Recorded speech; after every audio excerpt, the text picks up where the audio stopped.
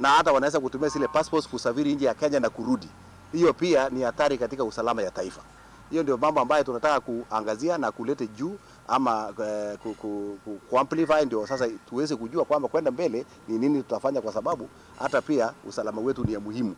Ganza member of parliament K24 questioned why refugee camps remain operational despite the fact that many refugees come from peaceful home countries. Mimi nafikiri we need to think outside the box as it is right now, because the refugee crisis in Kenya is becoming a circus. The committee stressed the urgent need to establish a national refugee policy and develop a secure database for tracking all refugees within the country. Garissa Governor Nathif Jama was concerned over the impact on local community, particularly the destruction of trees for firewood by refugees, and called for the compensation for affected residents. The idea of Shirika plan, we are, which should all be based on GISIDEP and the KISIDEP as the foundation stones, but nevertheless, the critical concerns that we discussed need to be addressed very, very urgently. Let me tell you, this Ushirika plan is a plan by the international community, because they can no longer fund or sustain refugees in our camps, in these camps. So now they wanataka kutuachia mzigo. Frederick, K24, Mombasa. Thank you so much, of course, for staying with us up until this point. And, of course, we have reached the section of this bulletin where we speak about the topic at hand, which is excessive bleeding after giving birth, otherwise known as postpartum hemorrhage. Now, this is a prevalent issue right here in Kenya, and we have I have with me right here an expert, a doctor, who will be speaking more on this. And these two individuals, my guests, have, of course, hand-on-hand, like first-hand experience with this particular issue. And let me introduce them to you. We do have with us Marianne Wangare. She's sitting right across me, and she's a PPH survivor. Marianne, asante sana kwa kukuja. Thank you. Thank you for coming. We also do have with us Ronald Otieno. Now, Ronald here lost his wife to PPH. Ronald, asante sana. Asante, mshukuru. All right. And then we do have with us Dr. Laura Onyengo. She's a UNICEF, I beg your pardon, specialist, maternal and newborn health. Thank you so much for coming in, Dr. My pleasure. Right. So let's get into this conversation. I mean, I think how I want to do this is because I want them to tell their stories. But Dr. Laura, I would just like for you to set the basis so that we can understand, our audience can understand exactly what is, PPH in a simpler, broader extent for that matter. Okay. Yeah. Thank you very much, Remy. PPH is excessive bleeding after birth. This is when a woman after delivering loses around half a liter of blood in a period of 24 hours. That's a lot of blood. It's almost like a pint of blood. Yeah, it is. And this causes a lot of issues within the woman's body that can lead to complications and even death. Right, wow, okay. That's quite triggering and disturbing for that matter. And we never see men coming to have this conversation. So Ronald, thank you so much for coming today and being brave even to tell your story. So give us this story. What happened in your scenario, in your case where you unfortunately lost your wife? Swahili. Unaongea Kiswahili tu? Sawa. Unaongea Kiswahili tu, ni sawa. Yangu ilikuwa 2020 October. She delivered October twins and alijifungua through CS. Okay. So after hapo alikuwa ame lose blood mingi. Kesho yake akaambiwa anafaa kuongezewa damu. But since hospitali haikuwa na damu, ikabidi nilete watu hospitali donate damu. Okay. Yeah. Na ilifanyika haraka tu kutoka ile wakati ulijua kuna shida, alafu ile wakati alikuwa anapoteza damu? Hata actually mimi sikujua kuna shida, na alikuja kuniambia. Sikuwa nimejua. Juu tukiachana naye alikuwa anaingia kwa theater. Okay.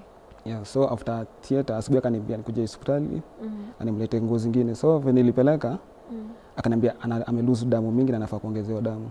Bado alikuwa anaongea, tulikuwa tunamuona. Alikuwa anaongea hata anatembea. Alikuwa tu sawa. Alikuwa sawa, hata kuwa sawa vile alikuwa ananificha kiasi pia.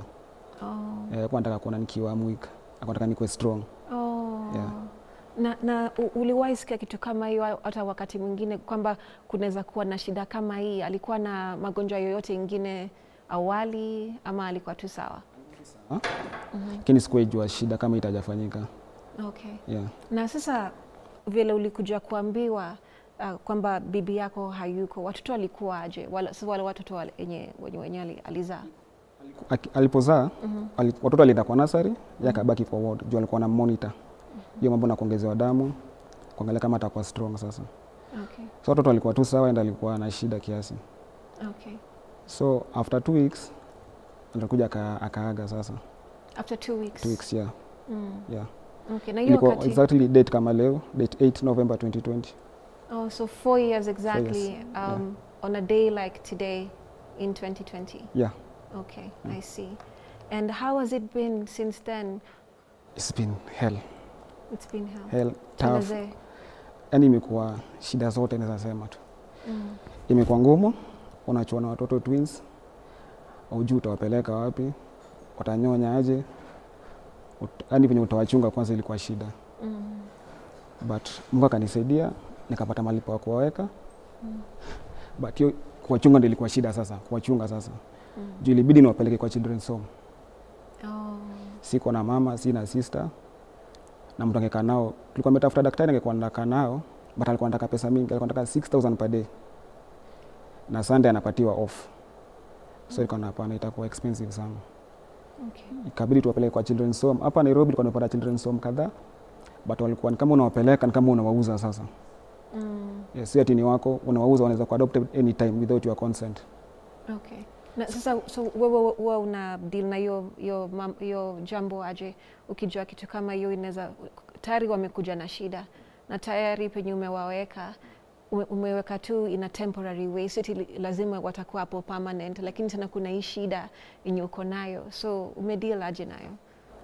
Hiyo ilikuwa kazi, ilikuwa ngumu sana, but nilijikaza tu kama binadamu na nikakuwa strong juu ya watoto. Sasa mama ameenda, mimi ndio baba na mimi ndio mama, sasa ikabidi nikuwe strong juu ya watoto. Okay. Yeah. Na hali ya watoto ikoje? Ni wasichana, uliambia ni wasichana? Kijana na msichana. Kijana na msichana. Yeah. So tena bahati mbaya after kuzika mama yao 4 months later kijana kapass, kakufa, kabaki na msichana. Na shida ilikuwa nini? Alikuwa tu na ugonjwa kidogo tu, malaria, na kama ilimlemea. Yeah. Ilikuwa daktari alikwambia shida nini? Nini hiyo tu malaria, kuko na shida yote nyingine? Unajua akikufa nakwambia ilikuwa sad, alikuwa nyumbani kwa home, children's home. So nikaenda kumuona, nikamwambia mtoto ni mgonjwa, nikaenda nikamuona. Alikuwa tu sawa kufika, alikuwa sawa. Okay. So when nilitoka kurudi, nimepanda gari, nimefika area Limuru, napigiwa simu mtoto amekufa. So tena yeye nishuke tena nipande gari nirudi nyumbani. Kufika na mkwandi malaria alikuwa nayo, vile kumemlemea na angeza immune system pia ilikuwa chini kiasi. I see. Yeah. Lakini msichana yuko sawa. Msichana yuko sawa mpaka saizi, yako 4 years, ni mkubwa, anaenda shule. Yeye ndiye amenikipa alive. Juu pia anaitwa Hope. I see. Yeah. Okay, tutarudi, utatuambia zaidi. Na wewe Marianne, you've been of course having this issue na PPH for a couple of times, yeah? You have 4 children? I have 3. You have 3 children, yeah. But you've undergone, cesarean section, what, 4 times? 4 times. All right, so tell us your story. So yangu may happen 4 times. My firstborn ako 12 years, ni wa 2012.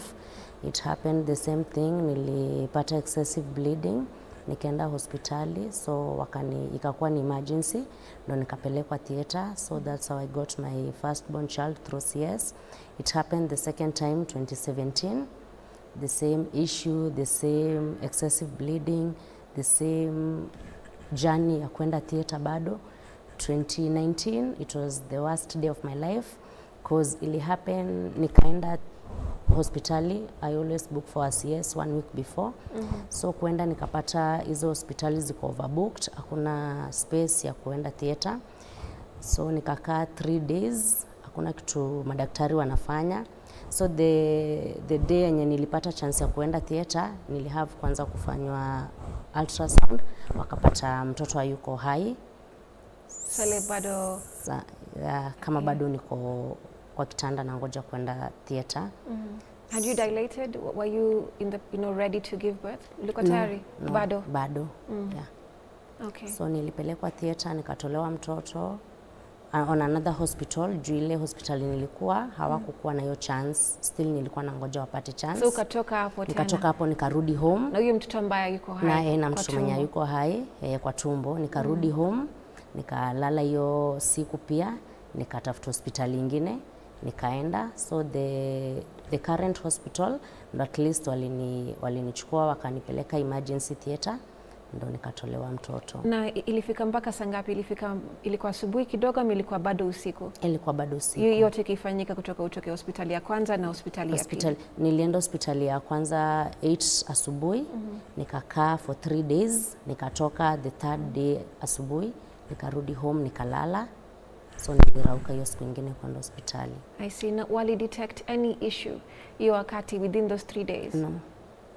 The baby was perfectly fine na pia wewe? Yeah, mimi nilikuwa na feel mtoto anacheza, but sasa for those 3 days I think alichoka kwa tumbo, kwenda scan ndo alipata hayuko. Okay. Now, having other experiences Miriana ambazo zilikupatia shida hiyo ya excessive bleeding, ule daktari alikuwa na kuangalia, alikuambiaje? Alikuwa advise ufanye nini? You know, in this case upate mimba na upate mtoto, unafaa ufanyeje? Alikuambia? So sikuambiwa anything. So I think sikuelewa mbona sikuambiwa what to do. Kuambiwa kabisa na daktari? Yeah, sikuambiwa what to do. Na I was still young, sikukuwa najua kile nafaa nifanye, but at least nilipata support system. Okay.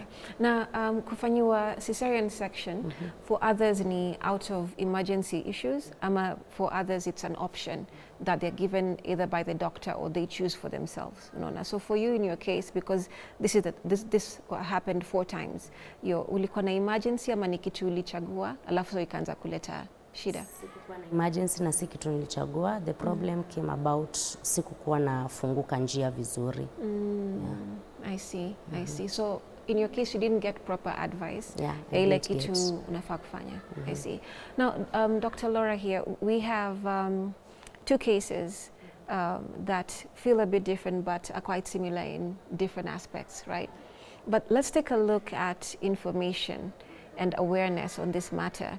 And also that, cesarean section is actually one of the lead causes of, postpartum hemorrhage, right? So just give us more information on this, because it's like something we should look out for and know, but at the same time, it is something that someone will not assume that can even happen to them. So it remains a statistic, right? Right. The cause of postpartum hemorrhage, I mean, it can happen to anyone. It's not like some women are more predisposed than others.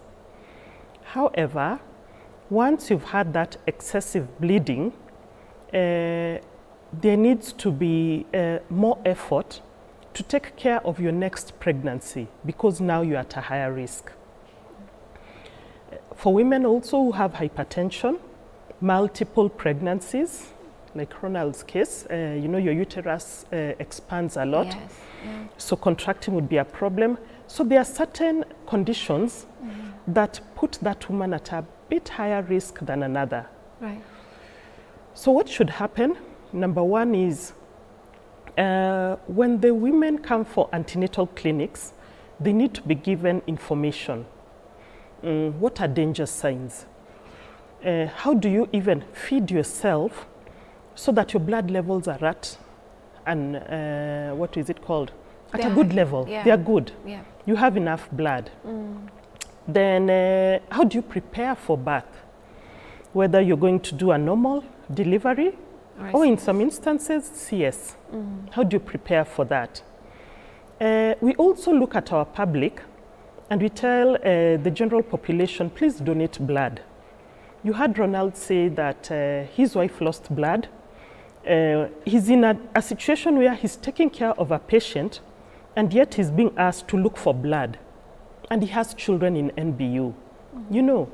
It becomes an emotional toil. So I think it's educating the woman how to take care of herself, the family, the danger signs. If you see this in a woman, this is what you do. The health system. When you have a pregnant woman, and we know that excessive bleeding is one of the top causes of deaths in pregnant women, the health system should be ready at any time to take care of these women. Especially when you have a number like 5,000 deaths per year. Per year. It's quite worrying. It's quite a lot. So, so generally, and the information is there. Maybe us as the health, the health people need to demystify and share this information in a way that people understand. And also give them some roles and responsibilities, like, this is my role. I can donate blood. I've helped her mother. I can be the buddy for this woman. When she has a birth plan, if she wants to go to hospital and the husband is not there, I'll be the one to take her. You know, just these small things can help save lives. I see. All right, so there's still so much to, of course, discuss about this particular topic and aspect, but we're taking a short break. We'll be back with more of this conversation. Do stay with us.